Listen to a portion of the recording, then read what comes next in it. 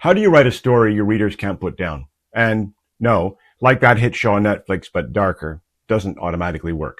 If you've ever wondered how anyone could possibly care about your characters, you're in good company. Today, I'll walk you through what I think is the blueprint for creating a story that keeps readers glued, not because of fireworks, but because of tension, stakes, and characters they actually care about.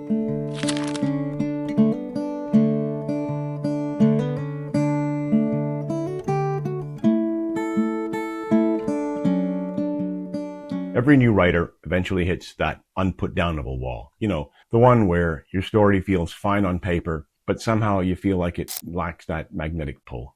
The truth is, stories that hold readers hostage aren't about clever twists alone. They're about internal conflict, rising stakes, and the choices that force characters and readers to keep moving. When I first tried writing something gripping, I thought I had to reinvent the universe. Spoiler, you don't.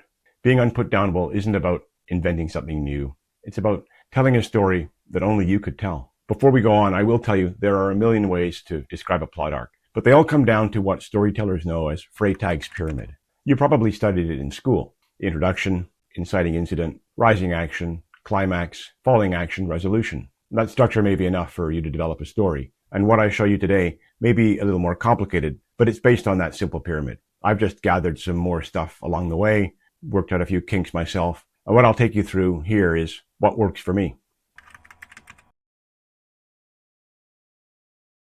Let's start with the hook. The hook isn't always a car chase or a bomb going off. More often it's internal, desire versus fear. The tension simmers long before the inciting incident barges in with fireworks and chaos. If your protagonist doesn't already feel something lacking or broken, the external plot won't land. Readers will need a reason to care, and that reason is usually something unresolved inside the character. To get to the hook, you might ask yourself, what does my protagonist believe will bring them happiness, and what fear keeps them from going after it? If you're learning how to write your first book, this is where the seeds of character development are really sown. Even before anything happens, the reader should feel that tug of war inside your main character. Internal conflict gives your story purpose, and it gives the readers someone to root for, or at least someone to find amusingly human in their neuroses. The inciting incident is where your protagonist is pushed outside their comfort zone. It doesn't need to be world-ending. It just needs to push the protagonist beyond where they're normally comfortable. Maybe they spill coffee on the CEO's laptop. Maybe they get a mysterious email. The point is, something happens that forces them to act, whether they like it or not. To identify your inciting incident, you can ask yourself, why does this event matter to my main character? How does it push them to confront what they've been avoiding? If you ask me, mastering the inciting incident is key to how to start writing a book. This is the moment your character stops merely thinking about, actually has to respond. If you're unsure, imagine what would annoy or scare or challenge you, and then escalate it slightly. So once the inciting incident has struck, the real fun begins, consequences. Now your protagonist must wrestle with fallout. And this is where internal struggle becomes front and center. Their fear versus desire drives every choice. Every decision becomes more complicated, more urgent.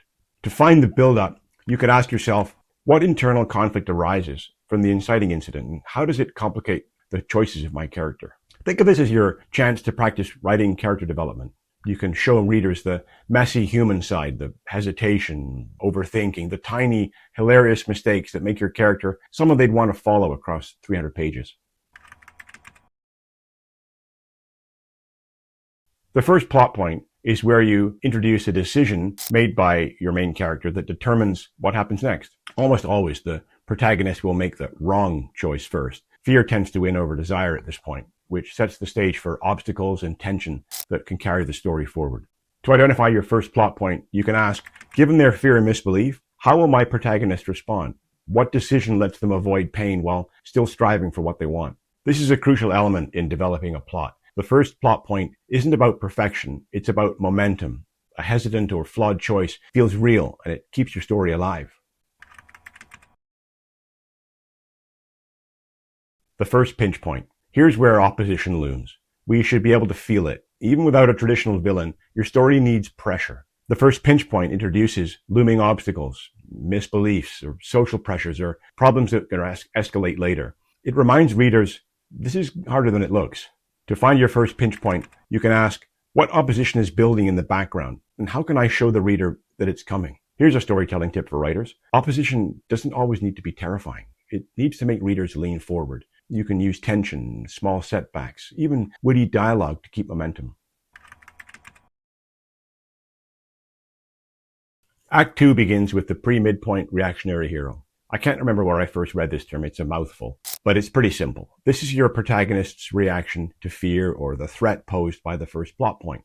They often pursue a goal they think will bring happiness while still avoiding what they fear most. This is where writing inspiration shines. A character doing the wrong thing for all the right or hilariously wrong reasons. To identify the pre-midpoint reactionary hero, you can ask yourself, what is my protagonist's step-by-step plan, even if they don't fully understand it yet? And how will they try to avoid pain while trying to achieve their desire? This is the perfect place to practice writing dialogue effectively. As they scheme, argue, or fail, let the character's voice reveal their quirks, their motivations, and fears. It's a low-risk playground for exploring character and voice.